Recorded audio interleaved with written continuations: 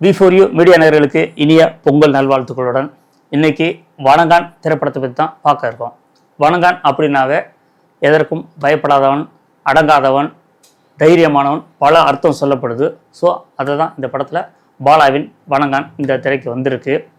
ரொம்ப அழகாக வந்திருக்கு. எப்போவுமே பாலா படத்துக்குன்னு ஒரு தனி ரசிகர் இருக்காங்க, தனி எதிர்பார்ப்புக்கும். அது இந்த படத்துக்கும் கொஞ்சம் கூட மாற்றம் இல்லாமல் தெளிவாக கொடுத்துருக்காரு. பாலா படம்னாவே நம்ம ஆன்லைனில் எப்படியும் ஒரு இதுதான் கதை அப்படின்னு எப்படி ஆரம்பிக்க எப்படி போகணும் நம்ம யாராலையும் யூகிச்சு சொல்ல முடியாது. ஏன்னா அவர் ஸ்டைலு தனி ரகம், ஏதோ சொல்ல வராரா அப்படின்னு படம் பாதியில் போன கூட தான் தெரியும். அதே மாதிரி இந்த படம் ஆரம்பித்து ஒரு 20-25 நிமிஷம் வந்து பார்த்திங்கன்னா கதாநாயகி அப்படியே ஜாலியாக டூரு அப்படின்ற, அதாவது எந்தெந்த நாட்டிலேருந்து ஆளுங்க வராங்களோ அந்த நாட்டுக்கு தகுந்த மாதிரி அந்த கதாநாயகி வந்து அந்த காஸ்டியூம் போட்டுருவாங்க. சைனாலேருந்து வராங்களா சைனா காஸ்டியூம் போட்டுவாங்க. மலேசியாவில் வந்துடுறாங்க, மலேசியா மக்கள் மாதிரி பேச ஆரம்பிப்பாங்க. அவங்க உடல் மொழி, அவங்க சிகை, அந்த ஆடை அலங்காரம் அப்படி போட்டுட்டு வர்ற மாதிரி காமெடியாக போயிட்டுருக்கும். அதன் பிறகு தான் கதாநாயகனுக்கு வந்து ஒரு வேலையாக வருது. படம் அதுக்கப்புறம் தான் ரொம்ப விறுவிறுப்பாக போகுது. ஸோ இந்த படமும் பாலா படம் எப்படி இருக்குமோ அதில் கொஞ்சம் கூட மாற்றம் இல்லாமல் அப்படியே தெளிவாக போயிட்டுருக்கு படம்.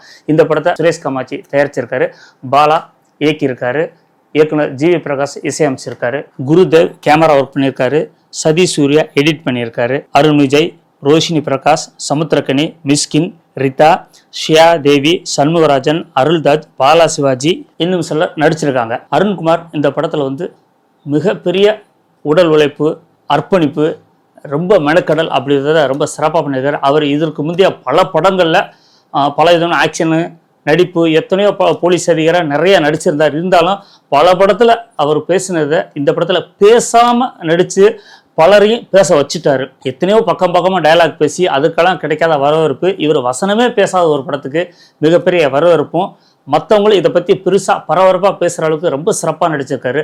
ரொம்ப மெனக்கட்டு இருக்காரு, அர்ப்பணிப்பாக நடிச்சிருக்காரு. ஒரு இந்த மாதிரி கேரக்டருக்கெல்லாம் நடிக்கிறதுக்கு கதாநாயகனுக்கு வந்து ஒரு தைரியம் வேணும், ஒரு மெனக்கடல் வேணும். அதை ரொம்ப தெளிவாக பண்ணியிருக்காரு. வாய் பேச முடியாத, காது கேட்காத ஒரு உடல் மாற்றுத்திறனாளியாக நடிச்சிருக்காரு. ரொம்ப பிரமாதம் நடிச்சிருக்காரு. இந்த படம் வந்து மிகப்பெரிய அவருக்கு வந்து ஒரு திருப்பமுனையை நிச்சயமாக கொடுக்கும். அதே போல் கதாநாயகன் ரொம்ப சிறப்பாக நடிச்சிருக்காங்க. அவங்களோட உடல் மொழியும் சரி, அவங்க டைலாக் டெலிவரியும் சரி, முக பாவனையும் சரி, உண்மையிலே அந்த நாகர்கோவிலுக்கு ரொம்ப பொருத்தமாக வருது. அந்த படம் ஃபுல்லாக நாகர்கோவில் பக்கம் எடுத்ததுனால அந்த நாகர்கோவில் மக்கள் எப்படி இருப்பாங்களோ அந்த முக பாவனையோட ரொம்ப நல்லா இருக்கும்.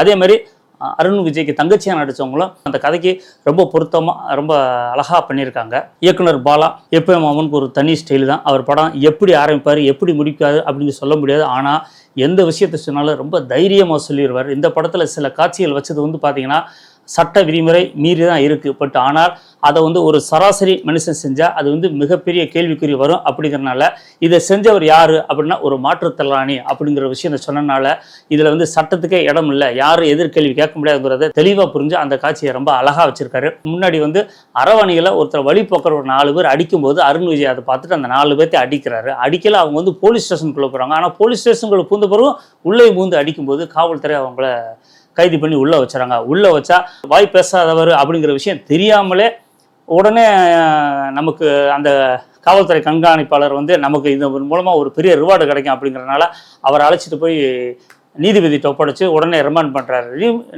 அப்போ எப்படி கேஸ் பதிவு பண்ணுறாங்கன்னா, இவர் வந்து காவல்துறையை மீறி பொதுமக்களுக்கு சேதப்படுத்தினார், காவல்துறையை உடைச்சிட்டாரு, இந்திய இறையாண்மைக்கு எதிராக பேசிட்டாருங்கிற ஒரு எக்ஸ்ட்ரா பெட்டிங் போட்டுவாங்க. போட்டவுடனே வக்கீல் வந்து ஒரு ஃபாதரை கூட்டிட்டு வர்றாரு. வந்துட்டு இவர் பிறவியிலேயே வாய் பேச முடியாது, காது கேளாதுங்கிற சர்டிஃபிகேட் கொடுத்த பிறகு அப்போ அந்த ஜட்ஜு காவல்துறை கண்காணிப்பதை கேட்பாரு, யோ நீ தான் சரியாக பண்ணல, என்னையும் சரியாக செய்யலன்னு சொல்லி நாளைக்கு என்னை காரித்து போக மாட்டாங்களா, என்னையா இப்படி கேஸ் கொண்டு வர, ஒரு ரூமை பேல பிடிச்சிட்டு வந்து இப்படி இந்த மாதிரி எதுக்கு விசாரிக்காமலே இப்படி பண்ணுறியா அப்படின்னு. ஏன் ஃபாதர் நீங்கள் தான் சொல்லக்கூடாது அப்படிங்கும்போது, சார் நான் சொன்னேன் சார் அவர் கேட்கல அப்படிங்கும்போது அந்த காவல்துறை கண்காணிப்பு சார், ஐயா அவர் பார்க்குறதுக்கு சிவாஜி மாதிரி இருந்தாருங்க, அதனால் நடிச்சு நான் அவர் சொன்னதை எது கவனிக்கலையா அப்படிங்கும்போது ஜட்ஜு அவரை பார்த்துட்டு, ஆமையா சிவாஜி மாதிரி தான் இருக்காரு, சரி இந்த விஷயத்தை விட்டுருங்க, இனிமேல சரியாக செய்ய அப்படின்னு சொல்லி இந்த கேஸ் அப்படியே இது பண்ணுறாங்க. அந்த காட்சியில் வந்து டைலாக் டெலிவரி சரி, அந்த வார்த்தை சொல்லாடலும் சரி, தியேட்டரில் ரொம்ப எல்லாம் ரசித்து பார்த்தாங்க அப்படிங்கிற ஒரு விஷயம் உண்மை. அதே மாதிரி சர்ச்சு பக்கத்தில் அந்த பாரு திறப்பழக்கு ரொம்ப ஒளிபெருக்கியை போட்டு ரொம்ப சவுண்டாக போட்டுருவாங்க. அந்த இடத்துல வந்து அருண் விஜய் அதெல்லாம் அடித்து தும்சம் பண்ணி அந்த காட்சியும் பார்த்தீங்கன்னா இந்த படத்தில் ஒரு உண்மையான ஒரு, அதாவது மறைமுக பால ஒரு விஷயம் சொல்கிறது என்னென்னா, இங்கே வந்து முஸ்லீம், கிறிஸ்டின், இந்து எல்லாமே ஒன்றா வேலை செய்கிறாங்க. மதங்களால் வேறுபட்டு இருந்தாலும் மனிதர்களை ஒன்றாக வாழ்கிறோம் அப்படிங்கிற விஷயத்த அந்த இடத்துல ரொம்ப அழுத்தமாக சொல்லியிருப்பாங்க. ஒரு இஸ்லாமியர் கடையில் வந்து அருண் விஜய் தங்கை வேலை செய்கிற மாதிரி வச்சுருப்பாங்க. அருண் விஜய் அவங்க தங்கையும் சர்ச்சில் தான் வளர்ந்தாங்க அப்படிங்கிறத படத்தில் சொல்லப்படுது. ஆனால் பிறப்பில் இவங்க இந்து அப்படிங்கிறத சொல்கிறாங்க. 3 பேருமே 3 மதங்கள் ஒரே இடத்துல சங்கமிக்கிறது, மதங்களாக வேறுபட்டாலும் மனிதர்களாக ஒன்றாக இருக்கும் அப்படிங்கிற ஒரு நல்ல ஒரு மெசேஜ் சொல்லியிருக்காரு. இதை வந்து எந்த அரசியல் முந்தி எங்களை எதுவும் பண்ண முடியாதா அப்படிங்கிறத மறைமுகமாக யாருக்கோ சொன்ன மாதிரி விஷயம் சொல்கிறாரு.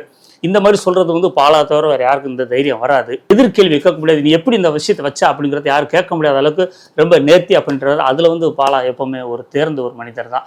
ரொம்ப பிரமாதமாக அந்த படம் வந்திருக்கு. நிச்சயமாக இந்த படம் பாலாவுக்கும் சரி அருண் விஜய்க்கும் சரி இந்த படத்தில் நடித்த டெக்னீஷியன் சரி எல்லாமே சிறப்பாக பண்ணியிருக்காங்க. அவங்களுக்கு நிச்சயமாக ஒரு பெரிய பாராட்டுகளும் அதுக்கு உரிய அங்கீகாரம் கிடைக்கும். ஜிவி பிரகாஷுக்கு நிச்சயமாக இதில் வந்து விருது கிடைக்க வாய்ப்பு இருக்குது. ஏன்னா இவரோட இசை வந்து படத்துக்கு மிகப்பெரிய பலமாக இருக்குது. அதே மாதிரி கேமராமேன் சரி எடிட்டிங் சரி ரொம்ப திறமையாக அர்ப்பணிப்பாக செஞ்சுருக்காங்க.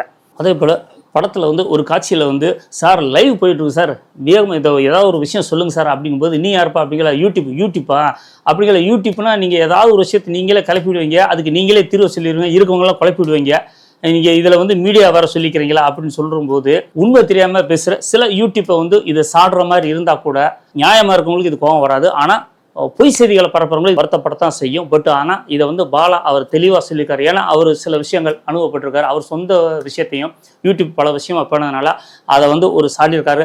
அப்படி தான் நம்ம எடுத்துக்க முடியும். அருண் விஜய் வந்து ஒரு கோட்டிங்கிற கேரக்டர் வச்சிருக்காரு. பொதுவாக எல்லா ஊர்லையுமே கோட்டி அப்படின்னாவே ஒரு பைத்தியக்காரன் அப்படின்னு சொல்லுவாங்க. அது பைத்தியக்காரன் சொல்லக்கூடாது, மனநல பாதிக்க விட்டாரு, தன்னை அறியாமல் நம்ம என்ன செய்கிறோம் தெரியாதவருக்கு தான் அப்படி வந்து ஊரில் எல்லாம் வழக்கு சொல் அப்படிங்கிற விஷயம் அப்படி ஒரு கேரக்டராக நடிச்சிருக்காரு. நிச்சயமாக அவருக்கு தேசிய விருது கிடைக்கிறதுக்கு வாய்ப்பு இருக்குது. ஏன்னா எல்லா படத்துலையும் இவர் எப்படியெல்லாம் நடிச்சுட்டு இந்த படத்தில் இப்படி நடிச்சிருக்காரு அப்படிங்கும்போது பார்த்தீங்கன்னா அதுக்கு வந்து நிச்சயமாக இவருக்கு வந்து உரிய அங்கீகாரம் நிச்சயமாக கிடைக்குன்னு நான் நம்புகிறேன். ஒரு சினிமா பார்வையாளர் இந்த படம் மிகப்பெரிய வெற்றி அடைஞ்சு இந்த படம் எல்லா தொழில்நுட்ப கலைஞருக்கும் ஒரு உரிய அங்கீகாரம் மத்திய அரசோ மாநில அரசோ நிச்சயமாக ஒரு விருது கொடுப்பாங்க அப்படின்னு நம்புகிறேன்.